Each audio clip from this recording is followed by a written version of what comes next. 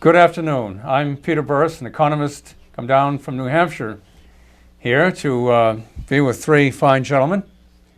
I'm also a recent candidate for Congress, which perhaps qualifies me to talk to them about some of the issues. But we're all going to have a lot of questions as we are here to discuss their new book, Destined for Failure, American Prosperity in the Age of Bailouts. Now, here's Professor Nicolas Sanchez from Holy Cross, and he's here with two of his leading students, co-authors of the book that they've done together that I've just showed you. And one of them is Christopher KOPP, and the other is Francis SANZARI. Now, let me make a few remarks since I'm not only a fellow economist, but I've actually read the book. And I find it to be a book well worth reading. It really offers some good perspectives based on concepts that need to be much better known among the public at large. Some of you know, of course, the idea of balance sheets. And there's also the idea of information and its importance in the economy, because it gets good attention in this book. And besides that, they really discuss a number of key issues, which I have to say came up in my campaign for Congress loud and clear. And they offer some new insights, new perspectives. So it's not a criticism of this book to say that it raises more questions than it answers, because it will get all of you thinking, as it got me thinking. Now, Professor Sanchez, perhaps you can add a few words by way of introduction, and then we're going to turn to questions that this book generated in my mind, and I'd like to share with all of you, and we'll get a discussion going here. All right, my name is Nicolas Sanchez, and I teach at the College of the Holy Cross, and I have been there for the last 33 years, and as a matter of fact, I will be retiring after this semester. Now, the reason I wrote this book was because just a few years back, 3-4 years back, I saw a debacle hitting the American economy. And I kept getting upset that basically the media would not cover the crucial issues that needed to be covered. Therefore, I kept getting frustrated that the main issues that I wanted to cover were not discussed at all. But at the same time, I said, I have published quite a bit, but most of my publications are technical publications. And I really needed to try to reach a wider audience. So it occurred to me that what I should do is engage two students in helping me write this book. And so the origin of the book was exactly that. In other words, I wanted to change the message that was being discussed in the media, but I wanted to write it in such a way that it would be accessible to the average person out there. And I must say I am very thankful for the wonderful work that these two students did, and that they forced me all the time to try to explain things in a reasonable way so that they could understand it, so that the general people out there could understand it. So, Peter, that is the origin of the book. Well, you can certainly take pride in the fact that you were one of the rare set of economists who actually saw what was coming. That is correct. And as a matter of fact, I was giving speeches both in Boston and in Worcester.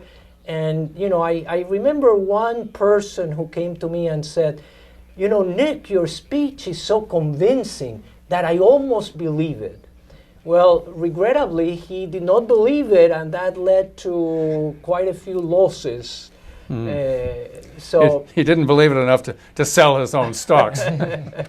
With the help of these fine young men who are going on to find careers, I'm sure, you have addressed, besides setting a framework at the beginning in terms of concepts, only two of which I've mentioned, you've actually addressed a number of key issues.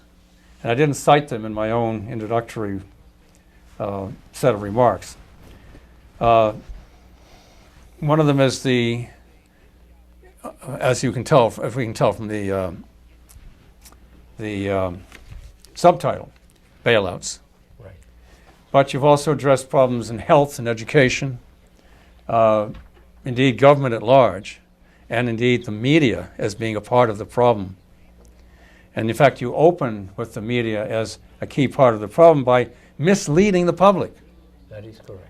By providing misinformation. Now, those are very heavy charges, and I happen to agree with you. After all, in my own last book, if you have on the title here, We the People, the largest chapter was on the media, and I myself have been very critical of the media. Let me begin with questions on this side of what I call information, and the key factor of information in enabling people to make better decisions, even though the information you provided was not highly regarded enough that people would act on it. Right. But we want to provide information that people can act upon in order to avoid situations like the one we face now into the future. Now, you're reminding me of another friend of mine, Ian Mitroff, who was at the School of Business, just recently retired. He's like a professor emeritus at the School of Business in the University of Southern California. Yeah. And I recommend a book that he did called The Manufacture of Unreality, which is a whole book on how the media was misleading us in a number of areas. But you're, of course, focusing on the crucial area of the economy. What are the most misleading pieces of information that you have been provided because of whatever biases there are in the media? We don't have to really get into the source of the biases unless you think that's important. But what are the key items that have been provided in the media that have misled the public before the onset of the economic crisis, during, and even now? Well, one of the most important problems is the interest rates. I mean, as you may recall from the book, we pay a great deal of attention to the difference between the nominal interest rates, which are the interest rates that are reported in the media, vis-a-vis the real interest rates, which are interest rates adjusted for inflation. And in terms of the most fascinating case that I could mention, it happened during the Carter administration. Because, you know, people think of the Carter administration as a time when interest rates went very, very high. Yet, of course, what happened was that the inflation rate was even higher than the interest rates. Mm-hmm. Therefore, from the point of view of economics and from the point of view of the business world, what was happening was that interest rates took negative values. Now, that is extremely destructive to an economy when interest rates, real interest rates, take negative value. And for those 4 years of the Carter administration, the media all the time was reporting that the interest rates were very high, when in fact the real rates of interest were negative. Mm-hmm. Therefore, that was, you know, the perfect example, I would say, of the media, misrepresenting the economic reality. Now, to a great extent, I hate to say it, but we face similar problems right now. I mean, we're being told that interest rates are very low and so on and so forth, but I want to remind the public that the interest rates right now are what they are because the Federal Reserve Bank is forcing the interest rates to be what they are. In other words, these are not market rates of interest.